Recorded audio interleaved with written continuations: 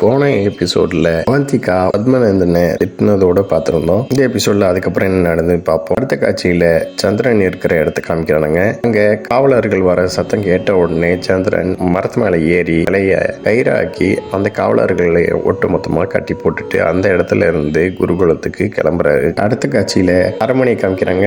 அங்க பத்மநந்தன் மூராட்ட கத்திட்டு இருக்கிறான். உன்னால்தான் இப்படியாச்சு, இந்த இளைஞனை நீ தப்பிக்க விட்டனாலதான் இந்த மாதிரி என் பொண்ணு அவஸ்தையில இருக்கிறா அப்படின்னு சொல்லிட்டு பத்மநந்தன் மூராட்ட கத்துறான். அதுக்கு மூரா அடுத்தவங்களை காயப்படுத்தி வேடிக்கை பார்க்கற இன்னைக்கு நீயே காயப்பட்டு வந்திருக்க அப்படின்னு சொல்றாங்க. இப்ப வருத்தத்தோட இருக்கிறது உன் மகளுக்காகவா இல்ல தன்மானத்துக்காகவா அப்படின்னு கேக்குறாங்க. ஒரு சாதாரண இளைஞன் மகள் நாட்டு அரசனோட பொண்ணை அபகரிச்சுட்டு போயிட்டான், உன்னோட சேனைப்படையும் வேடிக்கை பார்த்துக்கிட்டே இருந்ததா அப்படின்னு சொல்லிட்டு சிரிக்கிறாங்க. இது மட்டும் இல்லாம உனக்கு இப்ப கவலையா இருக்கும் தானே, வருத்தப்படுவதானே, இதே மாதிரிதான் எல்லாரோட பொண்ணுங்களையும் நீ இழுத்துட்டு வரும்போது உங்களோட தந்தை வருத்தப்பட்டிருப்பாங்க அப்படின்னு அவந்திகா சொன்ன அதே டைலாக புறாவும் சொல்றாங்க. புறா இது சொன்னது மட்டும் இல்லாம உன் தாடி வெளுத்திருக்கு, கவலைப்பட்டதுனாலதான் உன் தாடி வெளுத்திருக்கு, ஆவிதனை வர சொல்லட்டுமா, வேண்டாம் நீ பயப்படுற, நீ அன்னைக்கு சிசுநாதர் கழுத்தை இதே மாதிரிதானே வெட்டின, அதனால உன் கழுத்தை யாரோ வெட்டிடுவாங்க நீ பயப்படுவ அப்படிங்கிறாங்க. இதை கேட்ட பத்மநந்தன் கோவப்பட்டு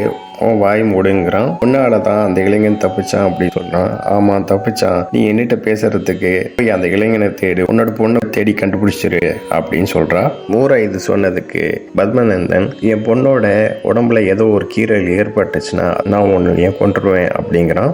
நீ கொன்றுவியா அப்படின்னு சொல்லிட்டு சிரிச்சுட்டு, இந்த பாடலிபுத்திரம் கஷ்டப்படுறத நான் வேடிக்கை பார்க்கறதுக்கும் நீ கஷ்டப்படுறது வேடிக்கை பார்க்கறதுக்கும் தான் நான் இருக்கிறேன், நீ பண்ற பாவம் எல்லாமே திரும்ப உன்னைய தாக்க வரும், நீ ரத்த கண்ணீர் வடிக்கிறப்ப நான் கைகுட்டி சிரிப்பேன், என்னோட உயிர் போகிற வரைக்கும் என்னோட உயிர் போகாது அப்படின்னு சொல்லிட்டு இருக்காங்க.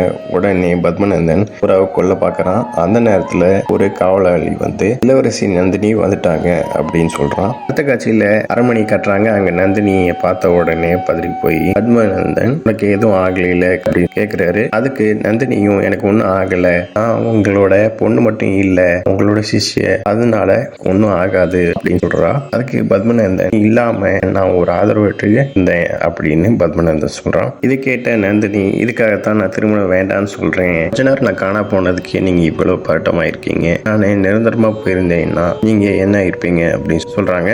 அடுத்த காட்சியில சந்திரன் குருகுலத்துக்கு போறாரு. பாடலிபுத்திரத்துல இருக்கிற சாணக்கியரோட குருகுலத்துல அம்பிங்கிற அரசர் சாணக்கியரோட சிஷ்யர்கள் எல்லாருமே அங்கிருந்து கிளப்புறதுக்கு பாக்குறாரு. அதை பார்த்த சாணக்கியர் கோவப்பட்டு அம்பிட்ட அயல்நாட்டுக்குள்ள கை கோத்துக்கிட்டு நீ இந்த கொடுமைகளை செய்வ, ஆனா இந்த கொடுமையெல்லாம் என்னால பார்த்துட்டு இருக்க முடியாது, நாங்க தட்சசீலை விட்டு செல்லவும் மாட்டோம் அப்படிங்கிறாரு. இதை கேட்ட அம்பி நீங்க பேசுனதுக்கு நான் என்ன வேணாலும் பண்ணலாம், ஆனா நீங்க தட்சசீலாவோட குரு, அதனால உங்களுக்கு ஒரு வாய்ப்பு தரேன், நீங்க கிளம்புறதுக்குன்னு யாரும் சொல்ல மாட்டாங்க, ஆனா ஒரு அரசரோட உத்தரவை கேட்டு நீங்க கிளம்பிதான் ஆகணும் அப்படின்னு சொல்லிட்டு அங்கிருந்து கிளம்புறாரு. இதோட இந்த எபிசோட் முடியுது. நெக்ஸ்ட் வீடியோல பார்ப்போம். இந்த சேனல் சப்ஸ்கிரைப் பண்ணுங்க அண்ட் பெல் பட்டனையும் பிரஸ் பண்ணுங்க, லைக் பண்ணுங்க, ஷேர் பண்ணுங்க. தேங்க்யூ.